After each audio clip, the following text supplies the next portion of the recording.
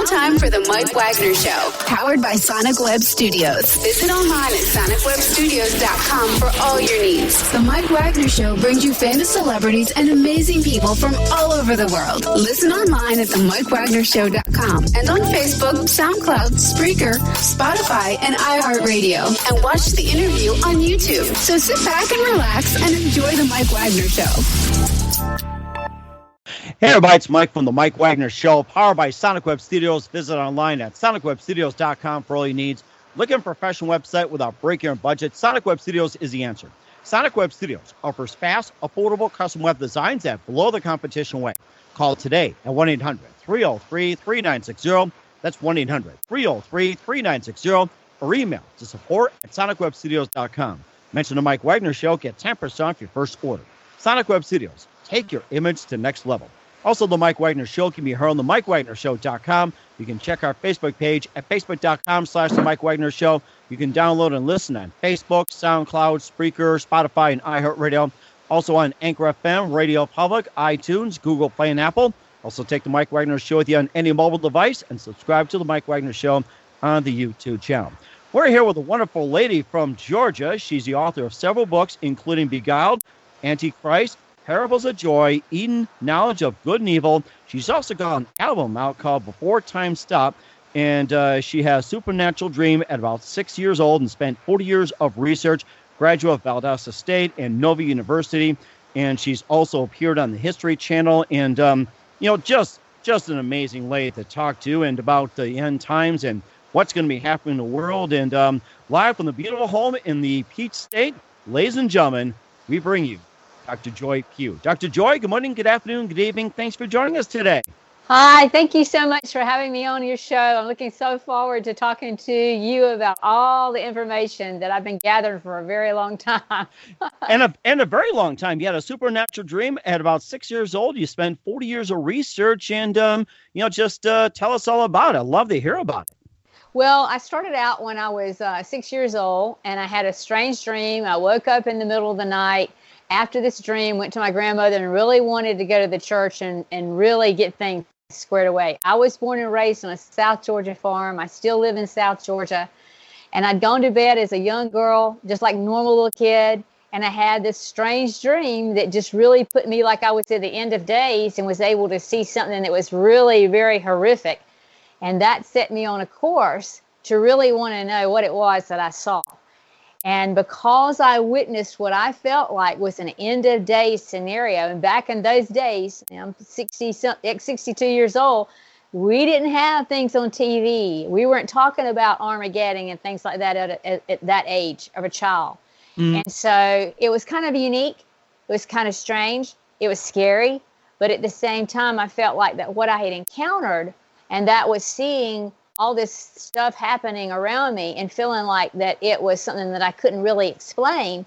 When I woke up and went and told my grandmother what had happened, she tried to console me because she really thought that it was just a dream and I needed to lay back down and I would be okay. But I knew at that point in time, Mike, that there was something very significant about this dream. I mean, at 6 years of age, it was that mind-boggling. And what I saw was this vast landscape, and it was completely demolished. And I could see for miles and miles and miles and miles and miles. And I thought that I was the only person that was left. I mean, literally thought I was the only person left. And then after being so afraid and being so scared, thinking that I was seeing something, and the colors and the fire and the destruction. I mean, it was like, I've never seen anything on a Hollywood movie that would even describe. It's hard for me to even describe it because it was that significant. And in 6 years of age, I've never seen anything like that. So it was absolutely scary. And thinking that I was there alone, and there was no sound, and this sound was like, there was just like, you couldn't feel any wind. It was just unreal. And I was so scared. And I remember taking and turning to my left and seeing these like jagged, big megalithic stones, nothing like I'd ever seen in South Georgia, because we had like little blocks, that we made everything out of. And so I thought, oh my gosh, there's the only thing that's left standing. I'm going to run there and maybe try to hide, because I didn't know, I just didn't see anybody left. And when I went running around, there was this there's this man standing there, and he's looking out over this vastness, and he had this very sad looking facial feature on the side of him, and he's looking out, and his hair was kind of flowing, he had a beard, he had a white garment on, he had like a gold thing around his waist. And when I went running around there thinking, scared to death, thinking that I'm the only person left on this earth, and being so afraid. I mean, I've said, you know, if you ever got lost when you were a child and you couldn't find your parents and how fearful that was, I just magnify that like a million times. That's how scared I was. And when I went running around and I saw him standing there, and I looked up at him because he was just larger than life. And he turned and he looked at me and had the bluest eyes.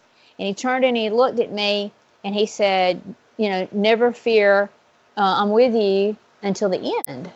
And I'm with you always. And when he said that to me, I just felt this total warmth and feeling of just, it's like going from your worst nightmare to your best situation.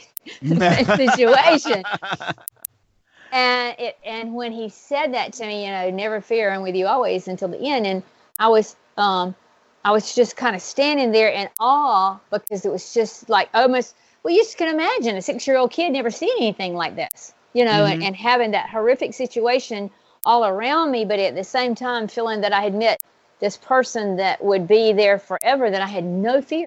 And so immediately I woke up, and of course I sat up in the bed, and I kind of looked around. You know how you have like a dream, and you're kind of, and you're thinking to yourself, what was this? What did I just have happen to me? And so I was so, I guess, not understanding it as a child. So I went running down the hall. My grandparents lived in the house with us. We lived in a huge farmhouse, old farmhouse. And my mother and dad were in a bedroom way on the other side of the house. And my grandparents were in the bedroom down past the bath from where my sister and I had this little bed on one end of the house.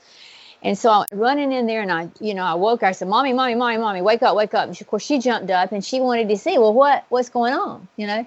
Mm-hmm. And I immediately tried to explain it to her, and I said, I need to go to this church right now. I knew how serious the situation was. And again, she tried to console me and just say, go back to bed. But, you know, when you have something like this happen, you don't really want to go back to bed, and you're kind of keyed up. And she went back down there. She laid in the bed with me a little bit, and she kept saying, well, we'll go to the church in the morning. Just don't worry. So when I got up, I kept telling her that. So, you know, it's a sad thing sometimes when I think back that sometimes children have a lot of things happen to them. And I do a lot of interviewing of, you know, people who have children who have different kinds of phenomena that happen to them. And they're kind of put off to the side, not to pay attention to, because you're just a child. Mm-hmm. Enjoy your child life. Don't worry about it. But I knew something significant was about this dream. And so what happened to me, instead of going ahead and being a child like maybe most other kids did, I literally started internalizing and trying to figure out, what is this? So you can imagine the amount of questions that would come out of my mouth at Sunday school and church, you know. So my Sunday school teachers used to come out to my mother and my grandmother and go, my gracious, where did she come up with all this questioning? You know? It sounds like, who's doing the teaching, really? I mean, you know, and I was just really not trying to be like mean or you know, kind of a smart aleck kind of kid. It was really that I really wanted to know the answers. So it made me start asking questions, and so then I kind of ran into a book accidentally. I was in a Rexall drugstore with my mother. And that's where you used to buy books. Oh, yes. The old drugstore. Yeah, that's right. So I was always a real avid reader. I was always involved in the library and stuff like that growing up. So I went over and I pulled out this book, and it was The Late Great Planet Earth by Hal Lindsey. Mm-hmm. And I was like, oh, buy this for me, Mother, you know. And she was like, what is this? But she knew I liked to read. So she finally gave in. And I went home, and I just read the whole book that afternoon. And for the first time, I was like, oh, my goodness, somebody kind of gets this idea about end of days and something that's bad's going to happen and where we're headed and this kind of stuff. So it ended up that made me kind of go back and read the book of Revelation. Mm-hmm. It set me on that course. So, you know, here I am, 13 years old now, trying to figure out what's going on, asking questions, asking the pastor questions, you know, and stuff. And not really getting true answers, because I was told, well, it's not time to know that. Don't worry about your child. Just enjoy your life. Mm-hmm. But anyway, I joined the church when I was 11 years old, and so I've been a Christian for a long, long, long time, and I'm still a member of the same church that I went to when I was 1 week old. Mm-hmm. So wow, that's the same church that I'm still a member of, and so the thing is that when kids would maybe talk about stuff, about end of days stuff, they would kind of see it as a fantasy maybe kind of thing. But in my mind, I had seen something, so it was more realistic. And so that set me on a course of writing poetry and talking about end of days, and then starting to do like speeches and things like that at church that were about end of days. And then, like I said, I started having professors and things throughout my life who allowed me to do research on end of days kinds of things. And I was very fascinated by the Alpha and the Omega, the beginning and the end, the first and the last. And I tried to tie it in with light, because I felt like pure light had something to do with it. And how the light that emanated was something kind of uniquely different than anything I have ever seen or felt before. So that allowed me to pursue things sometimes in my educational studies. I'd ask professors, can I do a paper on this and this and this? And they would allow me to do it. So I went on through and got my doctorate. And even through my master's and through my doctorate, I was allowed to do papers about the theory of light.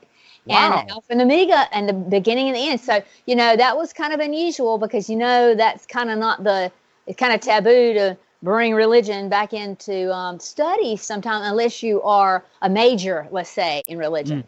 So that kind of set me on the course of, even though I was studying other things in different facets of my life, I studied in a lot of different fields, but that was really good because it all kind of came together when I got ready to do my research in my books. So it's kind of been a journey, Mike, that started at an early age to now what I do. And like you mentioned, being on the History Channel and doing a lot of radio shows and stuff like that about my research.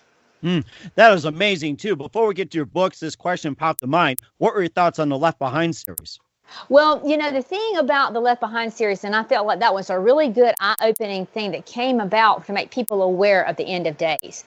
And I know when I was at the International Book Trade Show, and I think it was in Atlanta or Orlando. Anyway, Tom LaHaye was just right down from me, and people were asking me questions about my stuff and asking him questions about that kind of stuff. So, as far as understanding that the end of days are going to happen and that we're living in a time that's very close, that I believe to that, based on what the biblical scripture has told us to be aware of, I think it's important. But the thing that differed that I felt was that where the Left Behind series will say, if you were left behind, that you would be able to come together as an army and fight the Antichrist.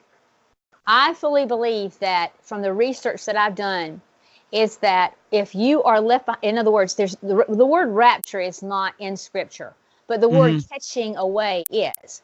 So if the bride of Christ is caught away before the end of days and the second coming, then there will be a time period during this tribulation period in which the church or the bride of Christ is taken out. Okay, when that happens, and that's what they were talking about, that if you were left behind when that occurred, then you would be able to fight the Antichrist. From the research that I've done, especially in my Beguiled series and in my Eden series about the pineal gland, and the fact that the 144,000 at the end of days are actually sealed in their forehead, I don't think you would be able to fight the Antichrist unless you were sealed, and that you would be a part of that 144,000 that are really it's actually 12,000 people from each of the 12 tribes that were the original 12 tribes. So if you were not one of those people and you're not sealed, I'm not so sure that you're going to have the physical, mental capability not to understand who the Antichrist is, and you will go along with it because your mind has been seared. So that's where I differ in the Left Behind series, is that I don't think that anybody will have any capability to fight against the Antichrist. I think that if you try to stand against him, that you're gonna suffer being a martyr or having your head chopped off if you don't get the mark of the beast. I think those kinds of things are happening, but I don't think there's any way to ever overthrow. And then I think what will happen is that after this period of wrath, period of time that I talk about in my Beguiled series because a lot of people get confused about the bride of Christ and the catching away, that there's going to be another period of time right there at the end of the tribulation period that's a period of wrath. And then the people that were in the bride of Christ that went to be with the bridegroom in heaven, when they all come back, it will be the second coming. But when you have a catching away, it's a quiet thing. It's called the thief in the night kind of thing. And he comes and he gets those people. There's a parable in the Bible about the 10 virgins that have 5 of them have the oil in their lamps and 5 don't. Okay, right. That's where that comes from. So when those people are taken out like that, then that's a quiet thing. But when the second coming it's when the bride of Christ and the saints that are already in heaven that were a part of the resurrection at the time of Jesus' crucifixion from Abraham's bosom, they all come back. Well, every knee shall bow on this earth. But it's going to be like the Battle of Armageddon when he comes back. But he will be like splitting the skies open, every eye, everybody will see him. So it will not be a thief in the night. It will not be a catching away. So there's 2 different events like that. But that period of time from the catching away until that second coming, those people that are going to live during that time, oh my goodness. If you're a Christian, you want to be caught away. You do not want to be left in that little gap of period of time, because that's going to be, I believe, the destruction of the stuff that I really saw as a child. That is horrific. And of course, too, another thing you talked about, the mark of the beast and 666, we'll get into that. And about the microchip, some people are saying about the microchip, would you consider that the mark of the beast, or is that considered, just, yeah. Well, you know what I'm talking about. Yes. For so many years, we were talking about, when I first started doing this research, how would it be that a person would be marked? Well, when I started doing this research, we were talking about a long time ago, 14 years old, when I became first really interested in how it was going to play out. Back in those days, in my period of time when I first started this, we were just going from writing checks to getting credit cards. That kind of dates me, but that's true. Money and checks was the only way to do business, and then we went to a credit card. So people at that particular time were afraid of credit cards and that money was going to be going away, and that you would be using numbers, Social Security numbers. And people were talking about those kinds of numbers. And so watching the progression of how we've gone from that in a national states and countries to an international overview of the world, we've moved from these little things with numbers into these radio frequency identification chips. And, that was brought up into the Obama healthcare plan, was that you would be chipped so that anytime you went into a hospital, they would scan you for all that you needed, but it would also be able to bring up all your records, all your medical, all your data on yourself, as well as your bank accounts. Well, now we know that we've moved from credit cards, like I was talking about, to credit cards that have chips in them. And then you just scan it. And now we've got the radio frequency chips that you can put in you and just scan across the same way. So we've seen it move to these types of things. Well, now, any of this stuff could potentially be taken out of someone. This mark has got to be so unique and so perfected that it locks into your particular DNA, so that, let's just say, I don't take you down and take your chip out and use your chip for me. It's going to have to be so perfected that they know that it's you, where you are, and what's going on. Well, the interesting thing is that science has given us some understanding about individual DNA. And our DNA is so specific to ourselves. Everybody has a different DNA pattern, and it has a different sound.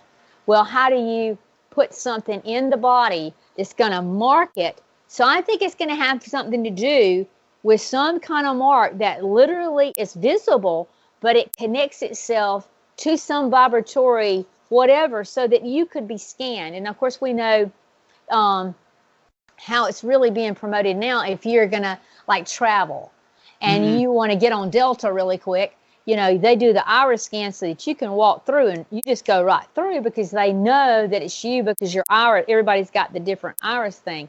So we know that the perfection of the RFID chip, the fact that we've got DNA that's uniquely an individual similar to the iris scan, is that we're moving to a point in time that something can literally be probably tattooed or done something on us, and it would give a significant signal, much like, you know, our cell phones and things, because everything's tiny. And when I was talking about some of the new nanotechnology, you know, nanotechnology robots and stuff, I mean, we're talking about things that can be on the side, on the head of a pen that has the capability of putting the whole Library of Congress in it. So it's major tininess that can be put in our bodies and maintained in our bodies. Now, because I believe that the Bible tells us that the 144,000 at the end of days are going to have to be sealed in their forehead, my work with the pineal gland says that the forehead and the pineal gland, that your pineal gland that sits right in here is like a third eye. And if you cross-section the brain here, you find that there is the pineal gland sits here, and then your hemispheres of your brain kind of oversee it. Well, what happens is that looks just like the Ark of the Covenant. So, you know, the Bible tells us that you are the temple. You're in God's image. It's like the temple. And of course, we know Jesus said to the Sadducees and Pharisees, I'm going to raise this temple up in 3 days. And they thought he meant the temple they took 40 years to build out there. He was talking about himself. So if we're in his image, then we are like a temple. And if it is, then our Holy of Holies would be in our head. Okay? And then if you've got this area that's a third eye that's workable, interesting enough, it's like a transistor radio. It has like quartz capability where you can transmit and it can receive. Okay, if that's happening and we can transmit and receive, we're like beacons. And I think that's why in the scripture it says that the 144,000 that are left here at the end of days have to be sealed there.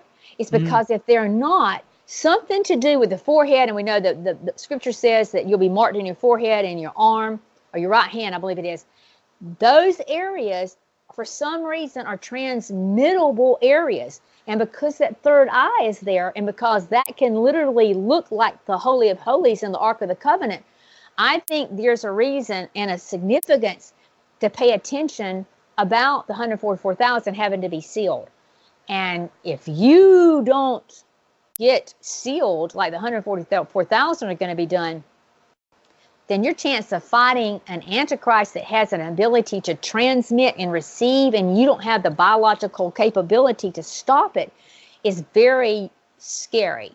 And I think that's Satan's final frontier. And I did a whole chapter in actually half the book, and this volume 2 that I did of Beguiled. I did like a whole half of the book on nothing but the pineal gland, because I do believe that's Satan's final frontier. When you see places like MIT and places like that that are working on the capability of being able to send something through a radio wave to your head, and you can hear somebody talking to you in your head. I mean, these are things that we've always sent schizophrenics off to in a paddy wagon to mental institutions because they were hearing voices in their head. So now we had the capability of sending that to you, but at the same time, there was perfection on this capability of transmitting these waves at us and allowing it to speed up our hearts, make us feel sick, make us feel scared. This was stuff that Jose Delgado was working on for our government back in the 60s to use against the Russians. So this perfection in this area of research, and the fact that we're talking about sealing something in the forehead, there's where it would be transmitting and receiving. So I do believe that we had better pay attention to what we listen to, what we put our eyes on, because most of your video games, if you look at them and you're locked in, it's like when you hypnotized somebody a long time ago and you would be watching that, If you're locking your eyes on something and you're hearing a certain beat and you're getting flashes of light, that actually affects this pineal gland. And when it does, it can make you like a Manchurian candidate. It can silently hypnotize you that somebody at another place could just snap their fingers and it would take you into a state. I mean, there's all kinds of stuff, but it all has to do with that pineal gland, and it does concern me that could be where the mark of the beast and why it's going to be in that area. That is something, too. We'll get to that in just a minute. We'll talk about some of your books. Listen to The Mike Wagner Show at themikewagnershow.com, powered by Sonic Web Studios. Visit online at sonicwebstudios.com for all your needs. Look at a professional website without breaking your budget. Sonic Web Studios is the answer. Sonic Web Studios offers fast, affordable custom web designs that blow the competition away. Call today at 1-800-303-3960. That's 1-800-303-3960, or email to support@sonicwebstudios.com. Mention the Mike Wagner Show, get 10% off your first order. Sonic Web Studios, take your image to the next level. Also, the Mike Wagner Show can be heard on the MikeWagnerShow.com. You can check our Facebook page at facebook.com/Mike Wagner Show. You can download and listen on Facebook, SoundCloud, Spreaker, Spotify, and iHeartRadio. Also on Anchor FM, Radio Public, iTunes, Google Play, and Apple. Also, take the Mike Wagner Show with you on any mobile device and subscribe to the Mike Wagner Show on the YouTube channel. We're here with Dr. Joye Pugh, the author of several books, including Beguiled, Anitchrist, Parables of Joy, Knowledge of Good and Evil. We talked about some of the Beguiled book and talked about the end times and a lot of research that has been put into it. Yeah, let's continue on about Beguiled and, some of the things that you researched. And you can also get into about the Antichrist and also Parables of Joy, which sounds very joyful. Well, the Parables of Joy book is kind of a unique a book. This is what it looks like. And, of course, you can go to my website, which is www.drjoye, and it's DRJOYE, it's joy with an E.com. And you can click on it and find this book available online at several places. But that was a book that it's all true. The people in it are real characters with this real names about growing up on a South Georgia farm. And that allowed, when I put that book together, for people to get to know me. Because when you read the kind of research that I do, and you don't really know, well, why would somebody write a book like this? And the research that went into it. When you get to know who I am, I felt like that allowed you to see the significance of what happened to me as a child, because I do talk about the dream and the Parables of Joy and some of the other things that happened to me in my life that were kind of stepping stones to be able to do the research that I do today. Mm-hmm. And so it's kind of a unique little read. You'll find little bits and pieces and nuggets of things that's happened in your own life that you see that it's led you to be who you are. And so it's kind of unique little book. That was amazing, too. And, of course, you talked about in your dream when you were 6 years old, you had this vision of, having an empty field of nothing. You had stepping stones. And one of the other symbols that you encountered, which involved some symbolism of, what's happened, what's going to happen, and everything else. What were some of the other symbols you encountered? Well, the thing about, I think, is that we are always being taught that we are just grains of sand in the universe, mm-hmm. and that we are not really significant, that the worlds were created by a Big Bang, mm-hmm. two things coming together and that kind of thing. I think the thing that was significant to me is that I realized that there was a greater power, and there was something behind it, and that this being was very real and wasn't a fictitious thing, that it was a very real thing that I had encountered. The person I saw was larger than life, and the type of care and love and warmth, and it was just emanating from him. And mm-hmm. when you can feel that was an interesting thing to me. You could feel that. So I think what it set me up is that throughout my life, I've understood all the time that, in other words, we are more than grains of sand. We are not just thrown here to live and die, that there is somebody that's a part of everything that's happened in our lives, and that when we were created, that we had a significant plan, or he had a plan for us in this particular universe or world. And so it's made me not feel so, and I see people will be so down and out about, they don't know, well, why am I here? And it doesn't really matter. And should I do good? It doesn't matter if I do bad. I think it set me on a course to understand, why are we here and how significant we are? And I think that's the thing that my research has shown, is that I've brought science and religion together to literally prove that the moment that a sperm hits an egg, there's an electrical charge. And that at that moment, you are who you are. Because if you destroy that, once that energy is created, you can never destroy that energy. You might destroy a baby, you might destroy a person, you might kill a person, and a person might get eaten by an alligator, whatever, but that energy is still there. And so the law of thermodynamics proves that. So that means we are not just lights out and that's it. When I came to the terms of understanding that, then once you see that the moment that conception happens, you're alive. You're already who you are. And I was unique in that before I was born, my father and mother had no idea. Back in those days, they couldn't tell if a woman was going to have a baby who was a girl or a boy. So he had a unique dream before I was born. And he dreamed what I would look like.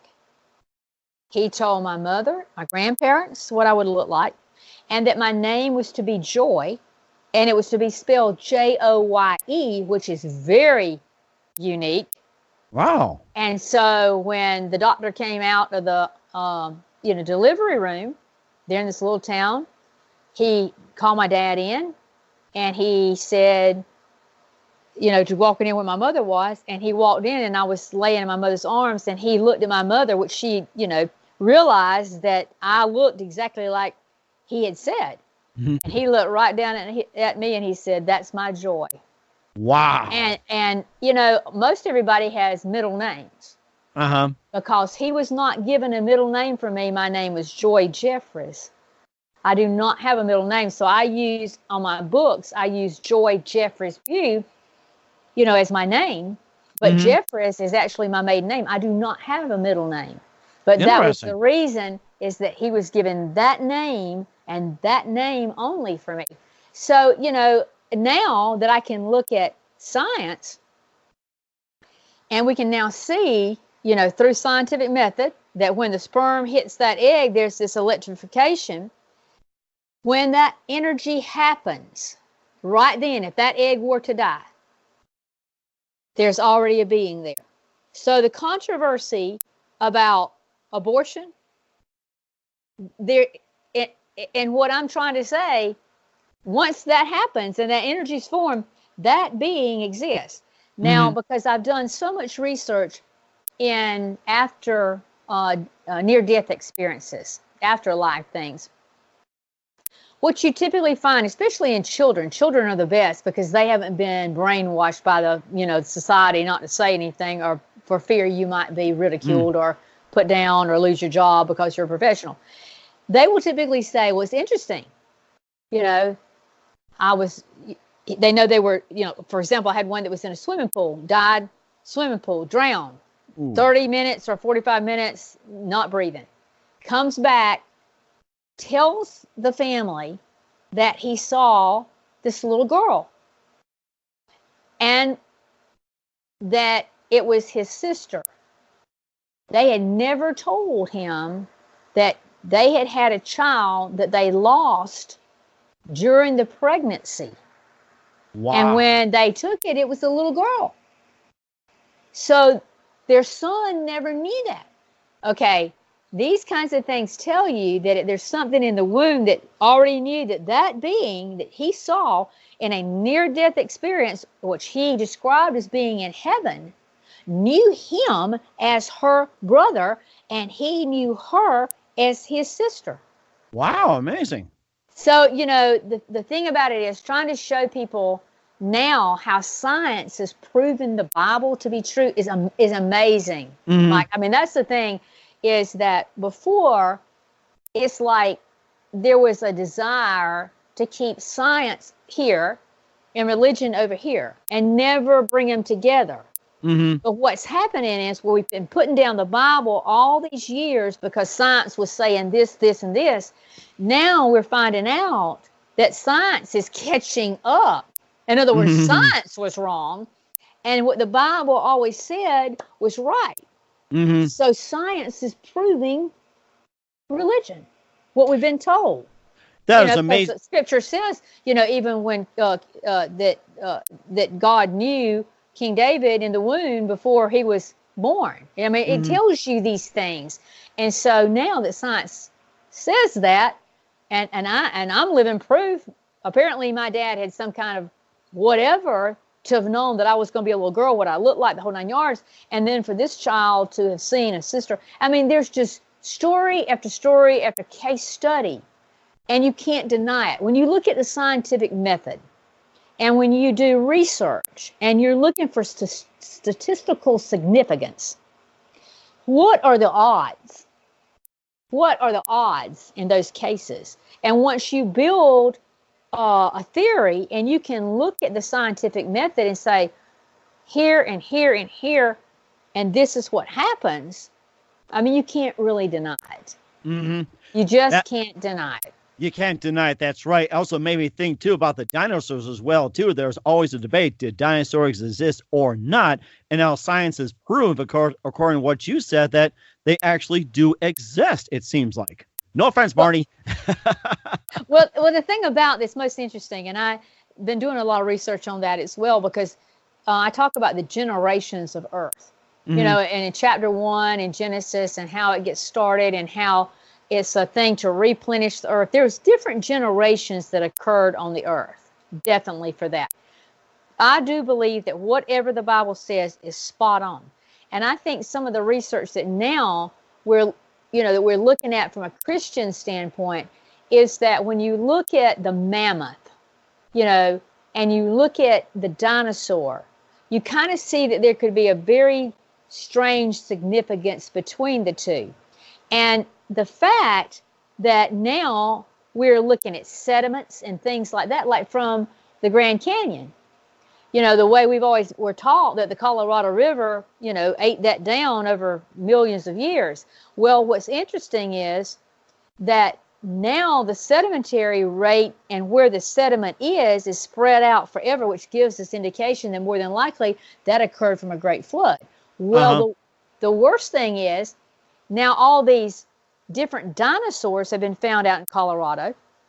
And like where we said, this particular dinosaur was, let's say, an epoch of 100,000 years ago, and this one came at 90,000 and whatever. Well, the problem is they've now found all those dinosaur bones all scrunched together that were supposed to be in different epochs of time. Wow. Impossible.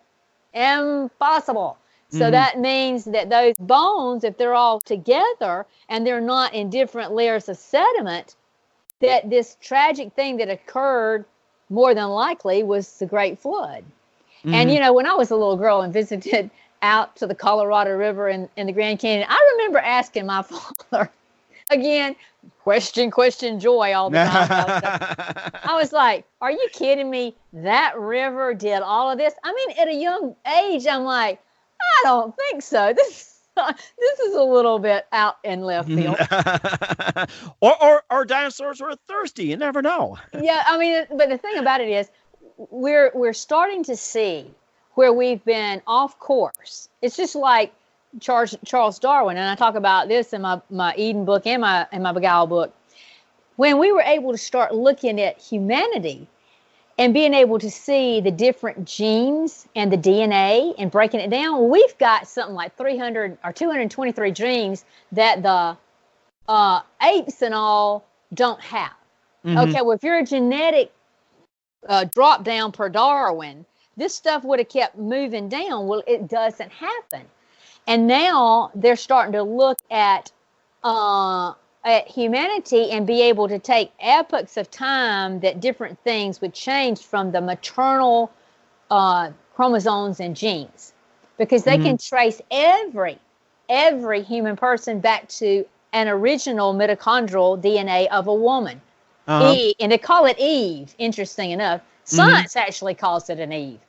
But what's happening is, instead of it being hundreds of thousands of years ago, we're looking at about 6,000 years ago, which really starts making people, oh, maybe the Bible is really real and what we've been told about the generation in which we're living in. So, yeah, science is really catching up. And I try to talk about how Darwin's theory kind of fell apart, and the fact that the DNA and the genetic testing and the genes and stuff are giving us great insight to the truths. And if you're like me, I don't want to live a lie or believe a lie.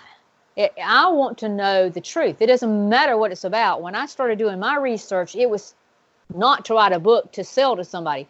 It was to answer questions that I myself wanted to know. And believe you me, I don't want to fool myself. Exactly right. We'll talk about a theory involving science as well, too. You listen to the Mike Wagner Show at the MikeWagnerShow.com, powered by Sonic Web Studios. Visit online at SonicWebStudios.com for all your needs. Looking for a professional website without breaking your budget? Sonic Web Studios is the answer. Sonic Web Studios offers fast, affordable, custom web designs that blow the competition away. Call today at 1-800-303-3960. That's 1-800-303-3960. Or email to support@SonicWebStudios.com. Mention the Mike Wagner Show. Get 10% off your first order. Sonic Web Studios. Take your image to the next level. Also, the Mike Wagner Show can be heard on MikeWagnerShow.com. Check our Facebook page at Facebook.com/Mike Wagner Show. You can download and listen on SoundCloud, Spreaker, Spotify, and iHeartRadio. Also on Anchor FM, Radio Public, iTunes, Google Play, and Apple. Take the Mike Wagner Show with you on any mobile device and subscribe to the Mike Wagner Show on the YouTube channel. We're here with author Dr. Joye Pugh of several books, including Beguiled, Anitchrist, Parables of Joy, and we've been talking about numerous of subjects, talking about the Bible and talking about the theories, life, and everything else. And we talked about science as well, too. And this came to mind about Da Vinci as well, too. And most recently, the Da Vinci Code. You can just, tell us about that.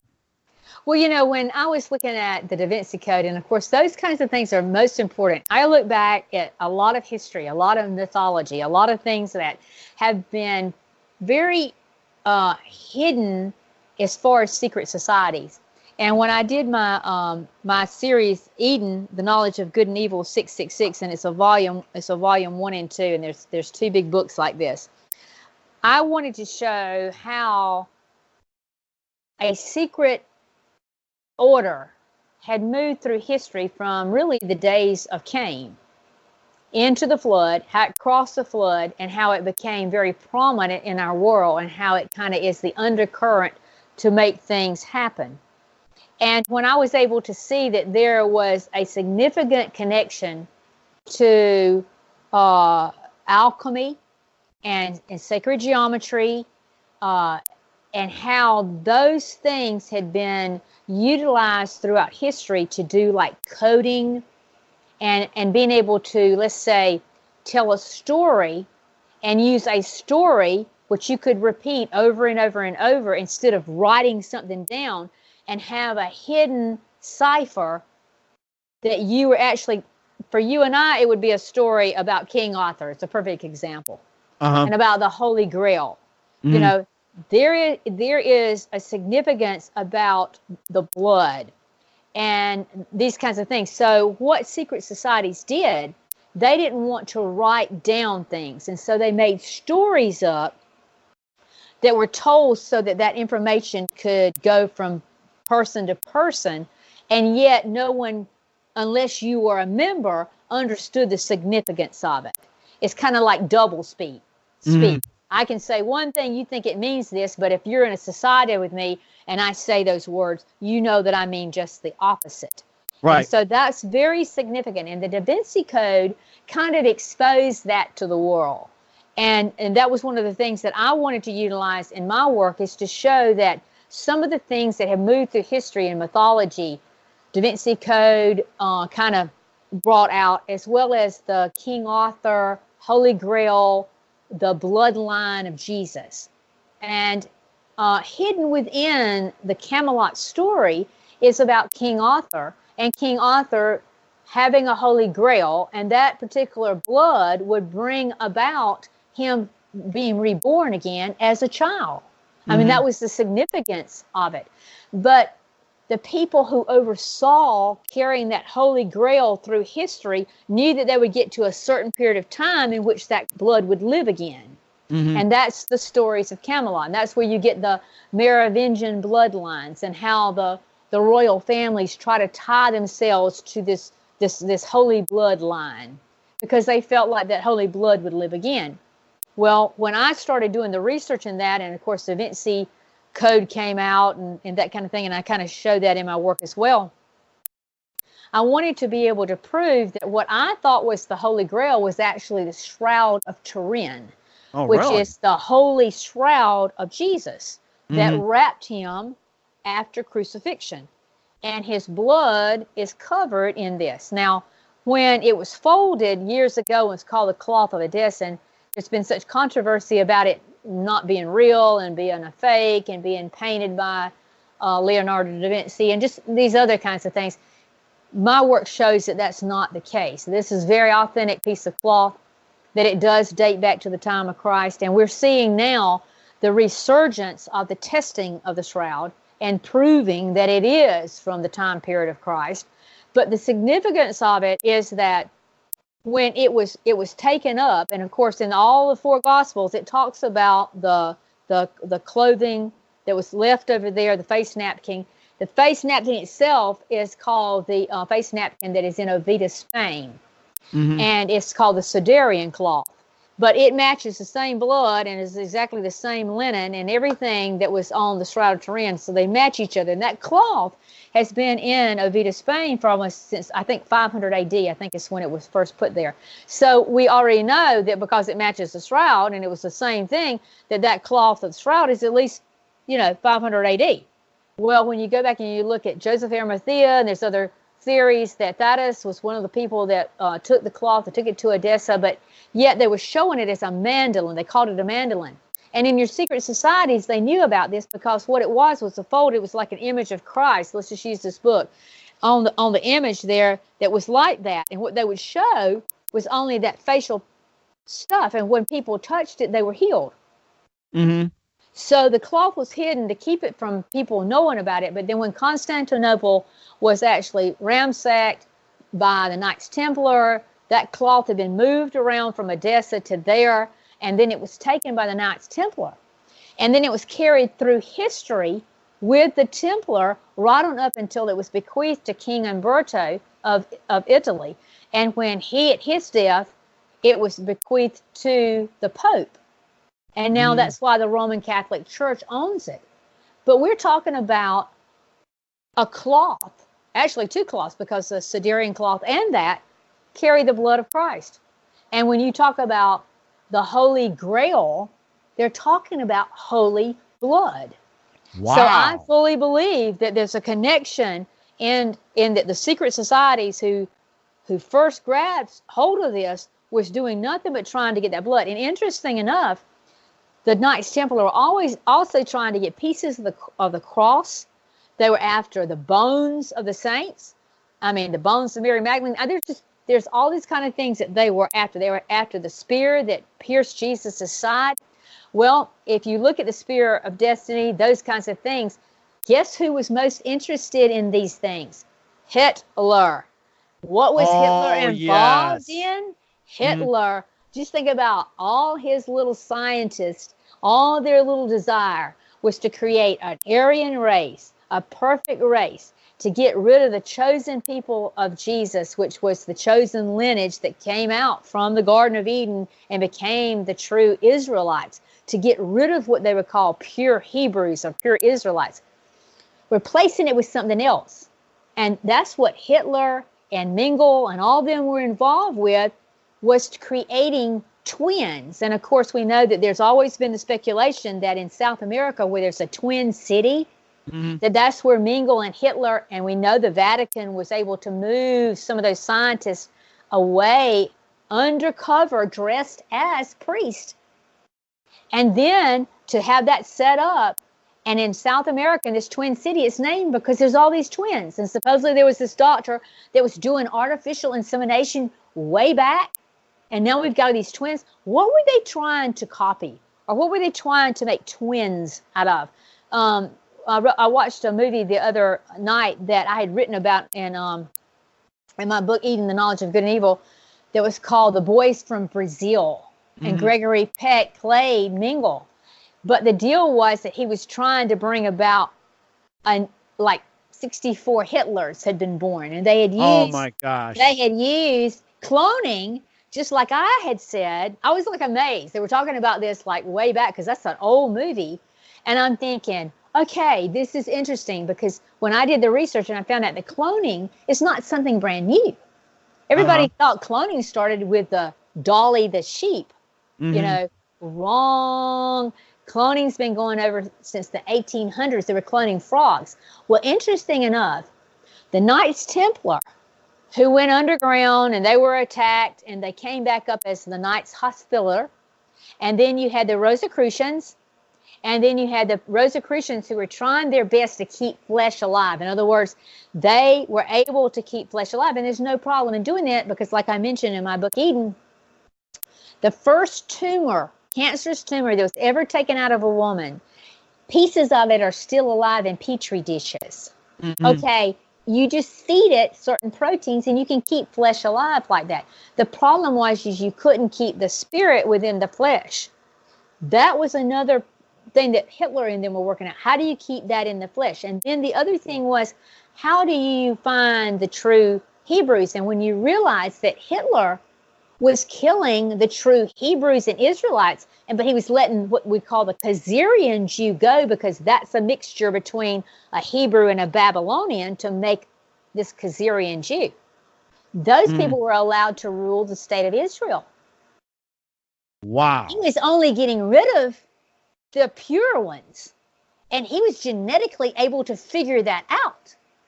So the thing about it, he desired to get blood off the Shroud of Turin. Now they'll say the story is that they hid the cloth from Hitler. I don't believe that. I believe they took it and he utilized that cloth, and Mingle and them were using that cloth, but they didn't want anyone to know they had access to that blood because that's the Holy Grail that the secret societies had brought through history to bring it to our day to make it live again. And that's where my research is going with that. That is amazing. Definitely like to have you back. We'll talk more about it. I think it's just fascinating. I was going to ask you about your music as well, too. It's called Before Time Stops, and tell us a little bit about it. And if you're up for a little bit of singing, it's great. If not, we can probably do it next time. I'd love to hear what you got to sing about. I listened to it on video. It's like amazing. Well, listen, my little CD is Before Time Stops, and there's a copy of it. That's the back of it. And you can order that through my website. If you'll just do the submission form there at my website and tell me that you're interested in ordering one of those, then I can get one of those out to you. But it has 12 songs, and they are original. They are Christian songs, and I'm a musician at heart. I play every instrument on this. In other words, when I went into the studio, I laid down the tracks of the drums, the guitars, the bass, the organ, the keyboards, everything from the knock on the door that's in one of the songs is my little hand knocking on the door. The only thing is in one of the songs there's lightning and rain. And while I was actually in the recording studio doing that particular song, I asked them, I said, is there a possibility that we can get get the thunder and the rain on this particular song? And they said, yeah, we'll put a mic out there. So that's a really original thunder and original rain during the time we were doing this CD. So it's kind of amazing. And you can thank God for that. It's just so simple. Just put a mic out there. And of course, I had interviews as well too, where it's like, a cat would get in the way, a dog would bark, and I'd just say, well, just come on in. It's just all the sound. It's great. It's quite a lot of fun. I mean, I use little things like eggs and these little scrunch things. I do a little thing that's in there that's kind of an upbeat little Latin kind of sound. And so I use a lot of little Latin instruments and stuff, congas and this guys. So all that I play all of it. I mean, it took me a while to go in the studio. And of course, when I first got the opportunity to do this, when I was offered the contract to do this, the guy that was the main guy that was in there that was putting this all together, he goes, "Okay, where's your band?" And I'm like, "I am the band." He goes, "What?" And I'm like, "Oh yeah." And he says, "And you wrote the songs?" And I said, "Yes, God gave me these songs. These are my songs." So anyway, I would go in the morning and we may spend, hours of just putting down the track for nothing but the drums. And then maybe the next day go back in and I would do the guitar and then go back in and do the keyboard. And depending on how, it's interesting. I gained such an appreciation of how you actually are a recording artist because I play classical guitar. So, they have nylon strings. And I'm always playing it and I'm zipping those strings and they kind of buzz while you're playing it. Well, when you are doing that in a recording studio, wrong. You don't want that to make that little noise like that. Oh my gosh. So I would sit there and I'd get to playing, and we had to take 1, take 20, take 50. And I'm like, my little fingers are getting really sore. And I'm like, come on, Joy, make sure you don't pull on. But it is, recording is a very difficult thing. I mean, when it gets out there and people play it live, you always heard it said, a live recording is never like a studio recording. And it's because all these little things have to be perfected, where when you just play, you don't think about it because people aren't paying attention so much. But if you're playing it back 20 times, you don't want to go zip, zip, make noises and that kind of thing. So it was a great learning experience for me. And I enjoy, I play organ for a church now called Mount Zion. And I play over at a little church called the Church of Jesus. I play keyboard over there and piano. I was playing drums for a place here in town, West Ward. And like I say, I played piano and guitar and things like that at different little churches at Pine Grove and things like that. So in the area, my husband got very, very, very sick. And so I had to kind of take a time off because he was just very sick and he was bedridden. And I became his 24/7 caregiver. And so it made me put everything kind of on hold. So I'm just now kind of, he passed away last year. And I miss him so much because he was the inspiration that allowed me to pursue all these musical instruments that one day allowed me to do this CD. So so I'm blessed that I had someone in my life that when he would say, "What do you want for Christmas?" And I would say, "I kind of like that PV guitar." and that's kind of odd for especially a lady that's older. I would go into stores and people say, "Oh, what's your husband going to get you? Like, is he going to get you this for Christmas or an outfit or whatever? Why don't you pick out an outfit?" And I'm like, "No, I really hope he gets me that electric guitar." And these people will be like, "What?" Or I really want a set of electric drums, and those became my Christmas presents, and things like that. So I was very blessed to have someone in my life who cared about what the things that God was giving me and the talents He had given me, and allowed me to learn all these instruments. Because if I had not done that, I wouldn't have had a band. I couldn't have ever written a song. So it's pretty interesting. So that CD is all Dr. Joy, every bit of it. That was amazing. I'd like to have you back on next time. You can sing a little bit. We'll talk more about the book. You've just been fantastic, and you really opened everyone's eyes to what you're talking about. And once again, tell us about your upcoming projects. What's your website? Where can people purchase the books? And how can people contact you? Well, the easiest way is to go to my website, and it's drjoye, drjoye.com. And if you are interested in my books, the links are there to be able to purchase the books. If you're interested in the music, you can just do a submission form. The submission form is right there. You can fill it out and it'll be sent directly to me. I am going to be a main speaker at a conference in Atlanta, Georgia in March, at the end of March. And so that's also on the website. Okay. And it'll be a weekend conference that you can come and meet me and get to hear some of my work live. And then if you'd like to follow me on Facebook, it's Joye, and it's spelled JoyePugh. And you can follow me there and keep up with different radio shows and things and places that I'll be at that you can follow along. And you can ask me questions. You can message me as well if you want to be one of my Facebook friends. But I've just started doing a Dr. Joye AMA, Ask Me Anything, every month. And it's the last Monday of every month from 8 to 10 p.m. Eastern.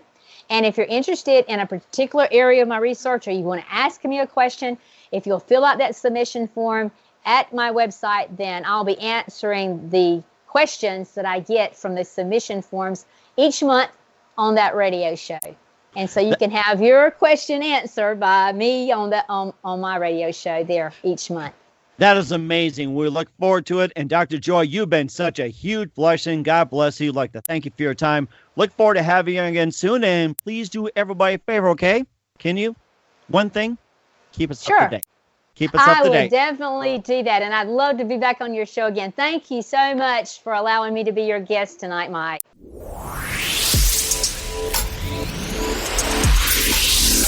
Thanks for listening to The Mike Wagner Show, powered by Sonic Web Studios. Visit online at sonicwebstudios.com for all your needs. Listen online at themikewagnershow.com and on Facebook, SoundCloud, Spreaker, Spotify, and iHeartRadio. And watch the interview on YouTube. Also, become a sponsor of the program or donate today at themikewagnershow.com. Join us again tomorrow for another episode of The Mike Wagner Show.